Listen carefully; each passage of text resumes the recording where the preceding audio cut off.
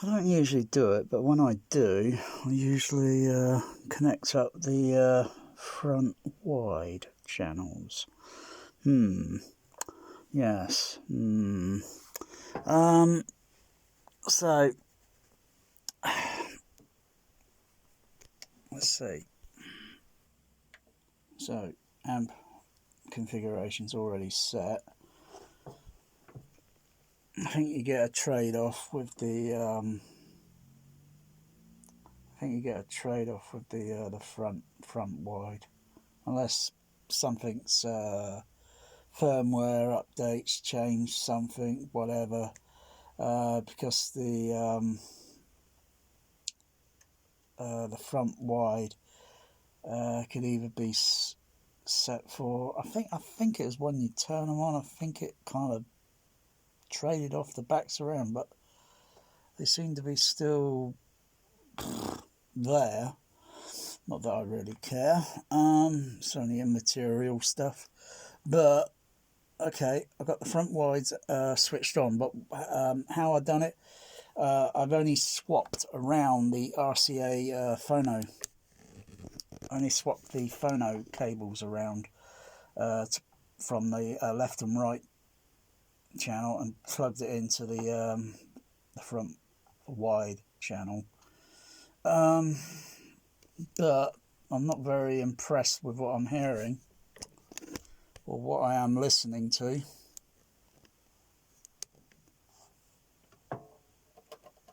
So I just thought I'd throw in midway. I'll just back up a bit. Got all the other channels muted.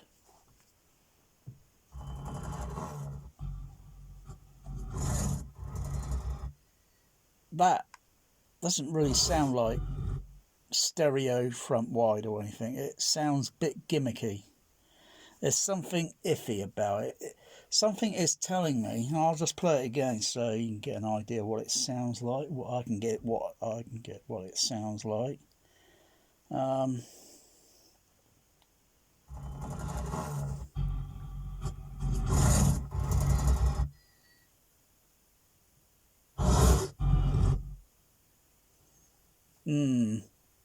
I could hear where some part faded out over onto the left. It sounded like I could still hear a trace of the music score track, and something is telling me in the back of my mind. Let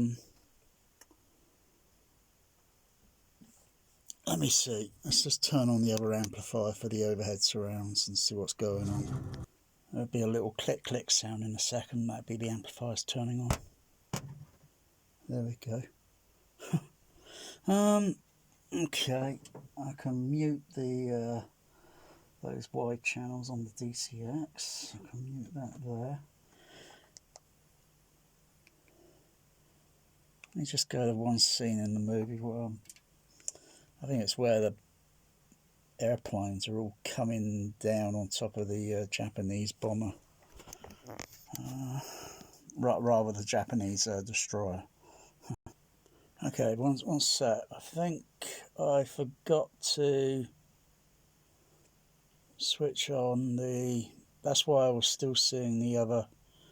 Because if you go to speaker configuration, you go amp assignment, and then do the... Let me just check everything.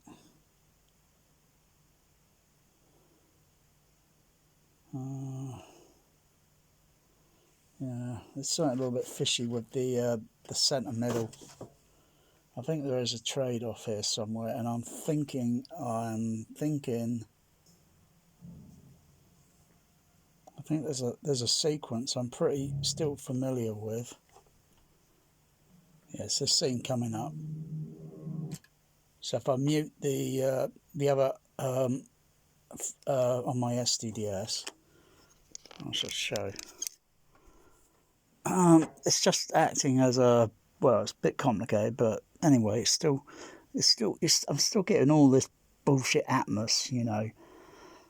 but my speakers are not overhead. They're not Atmos overhead. They're just overhead surround speakers, for God's sake. Atmos is just an encode decode processing, just like Dead Oro is an encode decode, and DDSX is rubbish as well, and that's an encode decode. It's just an encode delivery sound, encode decode delivery format, for God's sakes. Yeah, I'm thinking there is something very fishy with this front wide. Something is just telling me scam, con, rip off. I'm just checking, because when these geezers start looking overhead, above, you know, boom, boom, they look up. Right now, I should be hearing the those planes like bees buzzing around in the height number 2 channel, which is in the middle. So you got height 1 up at the front, height 2, and then, well, boom, boom, boom. Need a light on. And the other one's at the back on the ceiling. Any case, I wouldn't have to listen to it. I would only have to look at the VU meters, the LED VU meters. So the front wides I put over on here at the moment, over on left and right. They should come up, I think, maybe. No, they're not. Okay, interesting. But why the trade-off? There's something iffy. There's something fishy about this front wide. Is it a legitimate, true, discrete, or is it just bullshit?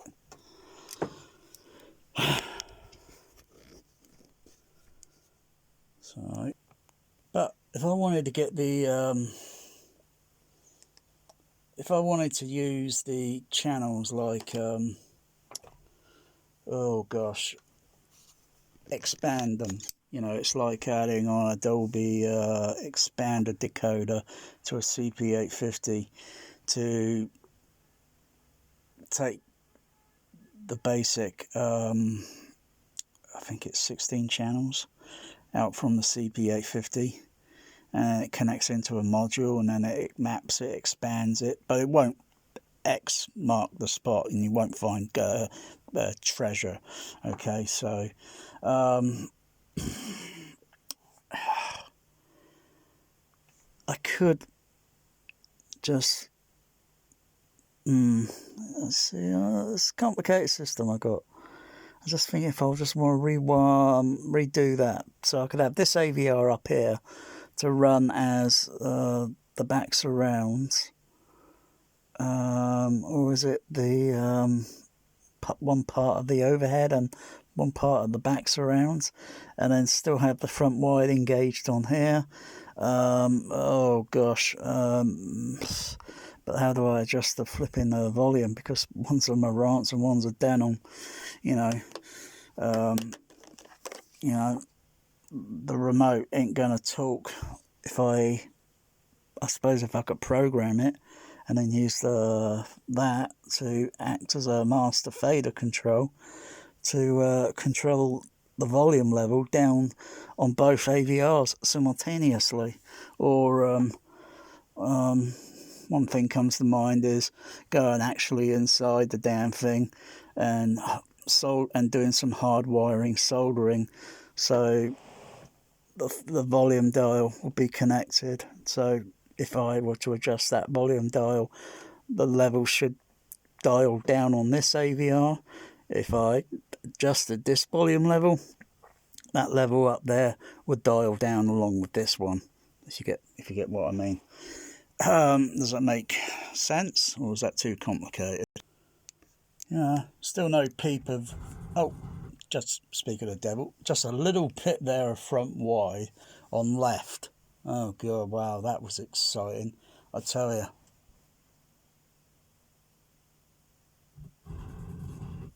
Is that it? Is that it? A little bit of, bloody hell. It's like listening to actual paint drying on the wall. Oh God, and I tell you, this movie sucks.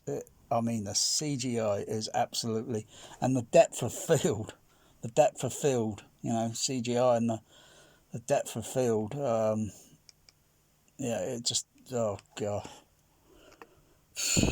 another rolling hemorrhage. Moonfall. I'll just turn the fader up a little bit. I mean, it sounds like little tiny little farts.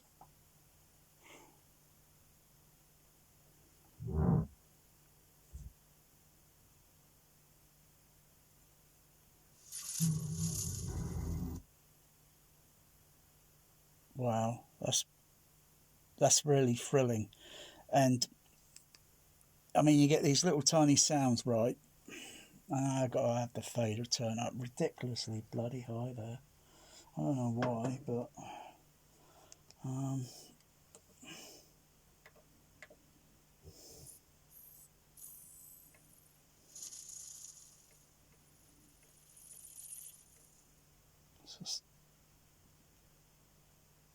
just increase the level output a little bit extra more. I'm getting the hint. Front wide is pretty kaput. It's pretty useless. I mean, most of the time, I mean, you would have to rehearse the film before playing to, you know, your your guests or demoing it to other home theatre enthusiasts. Um, Not just running the pink noise, because that's just neither here or there. You got to check the actual mix level to see what's actually going on. You got to have a system where you can actually monitor levels as well as plugged into a, so you can check frequency. But what I was hearing there was, wow, yeah, underwhelming. And the rest of the sound that's going to be playing mostly active all the time, you may not even notice it. You'll just get what's called audio frequency masking. You would have to have, I mean, it's just a little bit more than having everything equalized so it sounds the same. That is, every speaker sounds the same rather than if it's going like, then you think that bit is just going to, every time something's active in that channel, it's just going to wash over the other channels and just drown them out with frequency masking. You got everything so it's like, or on the top end, and it's listening to the pink noise, not just looking at the RTA and thinking, oh yeah, that's a flat frequency response for that speaker there and that speaker there and so on. You got to actually listen to the actual tonality, and that takes a very special golden ear, because it you cannot just do it with auto EQ. Period. You got to do it manual EQ, and it can take anything from hours to days to get everything spot on using multitude of microphones, and so they're all placed near to the speakers, and so it's a lot of testing. Otherwise, you could put all the speakers, boom, all together, all in one pile, and then play sound going from one speaker to the next, to the next, to the next. They'll gradually change as one speaker goes from, pink noise goes from that position there and then to that position. It might just still sound the same, but once it gets over there and up to there, it's like shifting your body while playing pink noise on the center channel and just moving your body side to side slightly. The pink noise is going to go, oh yeah, bit like using a radio and then using the tuning dial, and particularly on the CB where I'm more used to that sort of sound, and then using the KC shift, and you got certain interference sounds and such, and repeater stations, and then they pop out a pulse signal, and then you change it and it goes you know. Oh, It's a very, very complex, and most home theatres are not going to have their LCR sounding. It's going to be like, you know. Oh, but oh dear. As for this front wide, dear, oh dear, oh dear. Let me try some other movie. This is going to be a long video. Okay, bit of Gravity. I just had a pre-listen. It's really embarrassing what I'm hearing, listening to here. That is what I'm bloody hearing, listening to.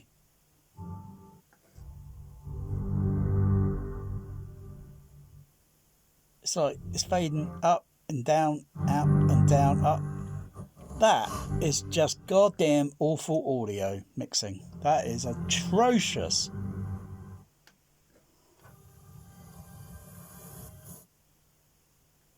Bloody hell, wow.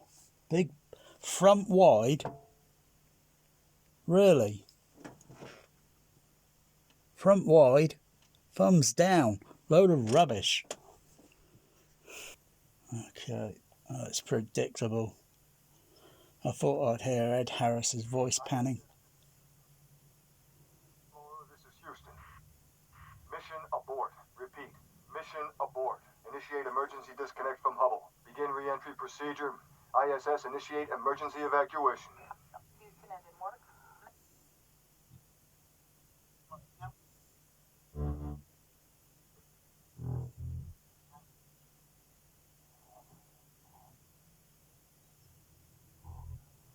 Yeah, there's something iffy about this front wide.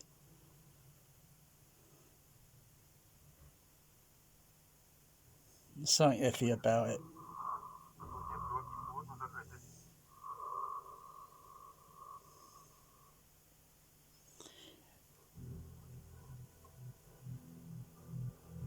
There's nothing. There's nothing new. I mean, it's the same dialogue. You know, ISS to mission abort. It's the same. It's I came up with an idea back. Oh gosh, I think it might have been 2008, 2009, 10. Oh gosh, because I was listening to such a lot of movies and occasionally noticing in the surrounds and the front left or right, the same sort of signal or a phantom, because you can phantom the sound between, say, like the right surround and the front right, and phantom a sound image. So it's going to be like if you got the speakers set up in a certain arrangement, that is typical home theatres, you know.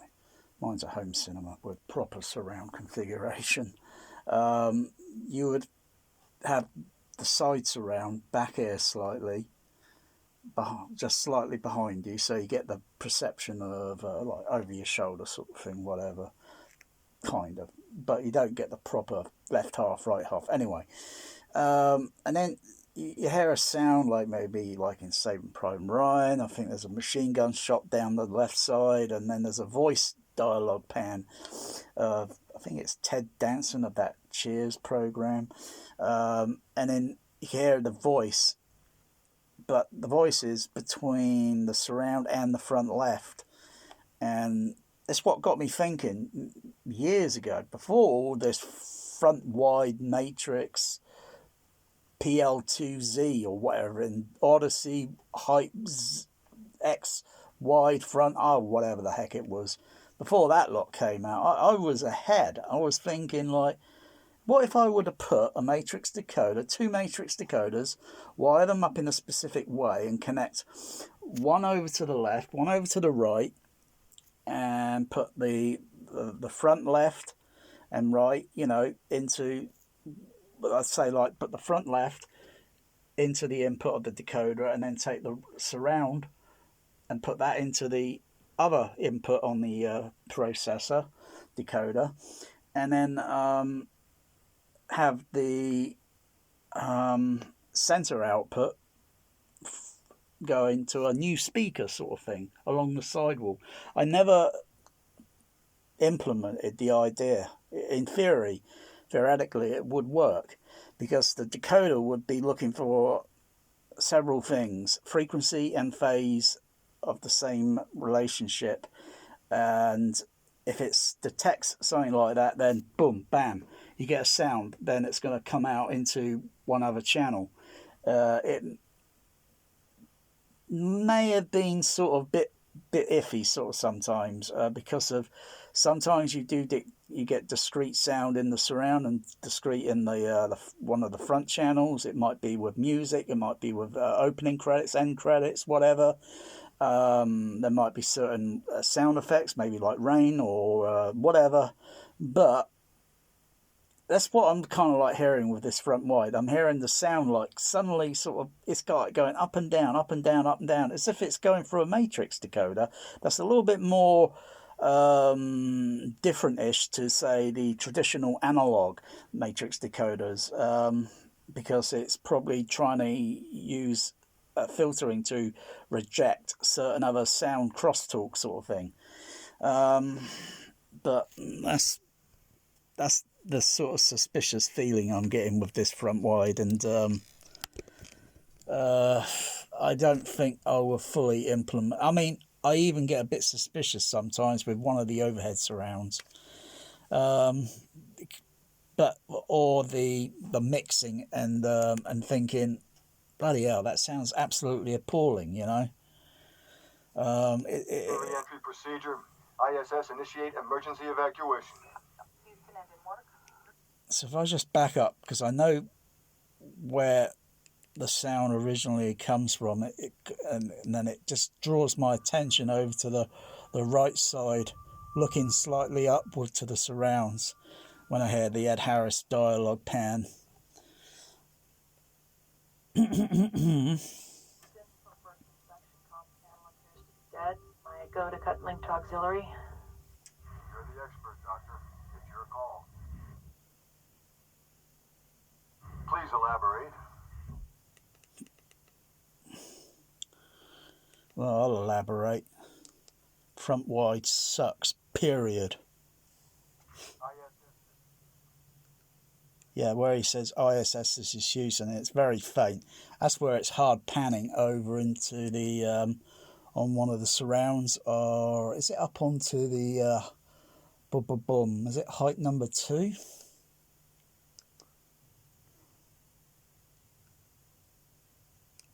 Now this is a long video, so I'll turn the overheads on. That's only height 1 and height 3. ISS, this is Houston. Explorer, this is Houston. The mapping of the sound is a little bit different.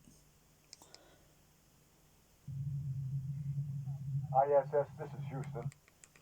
So, reaction time.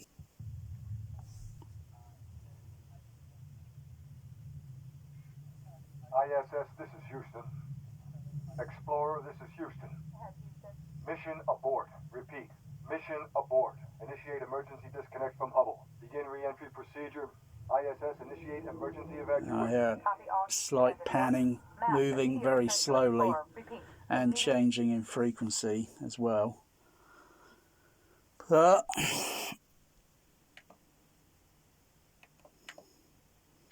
I go to amp assignment, and I'll switch this front garbage trash wide off, because it's more like wasting my bloody listening time. I think that was the original configuration, yeah. And then change it back to that. That's neither here or there. And when you put your channels to what would be on the sidewall or whatever, and bullshit. Because if you listen carefully, but you can't listen carefully, because you've got to have a system where you can mute channels and then listen, monitor listening. And then you know that it's bullshit. It's the same signal. It's the same soundtrack signal, for God's sakes. Okay, so I've got the channels back to where they are. It's got to be a blooming long video. Ugh, I hate long videos.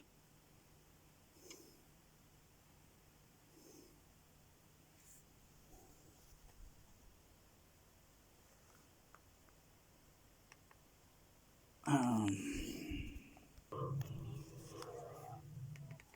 let's just back it up a bit. I did notice something when switching the computer. I might do another separate video on when, you know, but don't be tricked or fooled and thinking, you know, you get different sound or whatever, this is that, you know, when you switch from ceiling speakers to it's the same goddamn signal, for crying out loud. There will be some, if you're using actual speaker connections, you know, to the outputs for the, you know, these bullshit elevation, throw the fucking thing up and then it'll make a sound on the bloody, oh, bullshit. That does put like a weird filter in, you know, slope filter, and then it goes down and it goes, oh, what the fuck is that? Come on, get on with this, fuck's sakes. I hate long videos.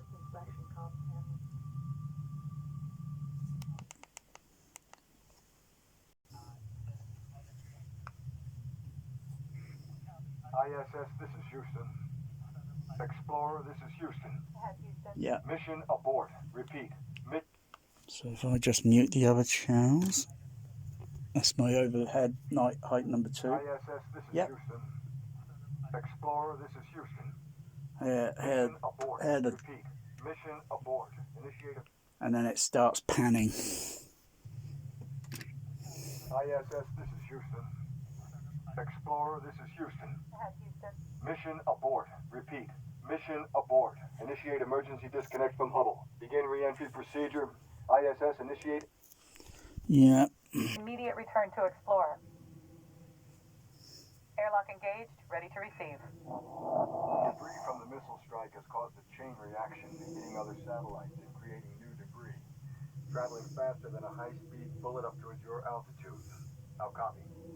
I think it's way better with my my overhead surrounds here, because it sounds a bit more precise with the panning of the sound of music, or occasional rare movies with dialogue being panned into the surrounds or the overhead or whatever. It's been confirmed that it's the unintentional side effect of the Russians striking one of their own satellites.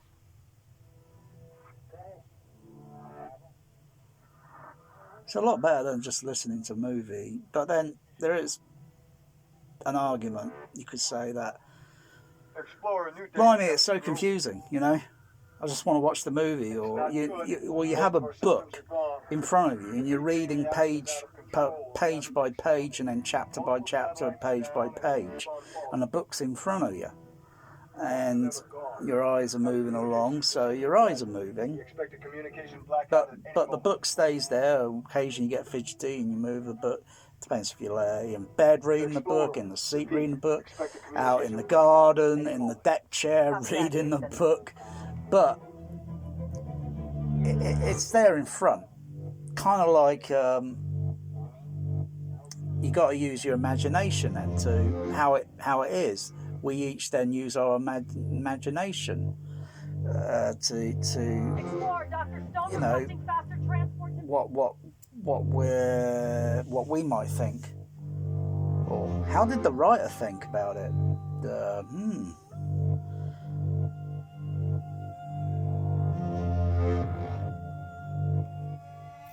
So if I hang on for a sec.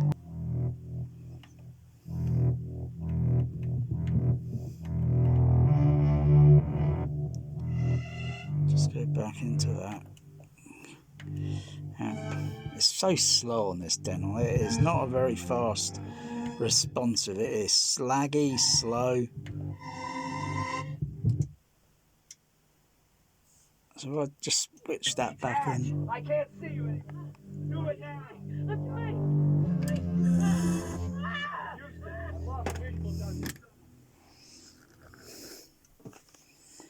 Just listen to some of it.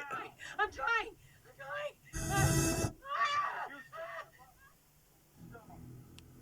I'll just try that again. The tragic you. You need to That's the front wide channels. do it now. I'm trying. I mean, I could configure my, I could theoretically do a sort of specific wiring. It'd have to be another special wiring on the back here, so to speak, because I can usually use the, if I go to that fader mode, that preset mode there, that's discrete, and this one there is matrix narrow, and that's discrete narrow. That meaning that usually the LCR left over there, right over there, the centre's always boom. I could take that over there, that and there, and put them onto my left centre, right centre channel without using the front screen wide, which is a totally different other ball game. I could put the LCR, so they're left, centre, right there, and then put the front wides literally there and there. But I don't know. I just don't know. I mean, listening to it, it sounds hokey. It sounds pretty garbage crap. I don't think I'd want to have it connected up, and I don't know why. Big bloody deal being made about it. Anyway, that's my bloody report on this. Front wide, thumbs down. Disappointing.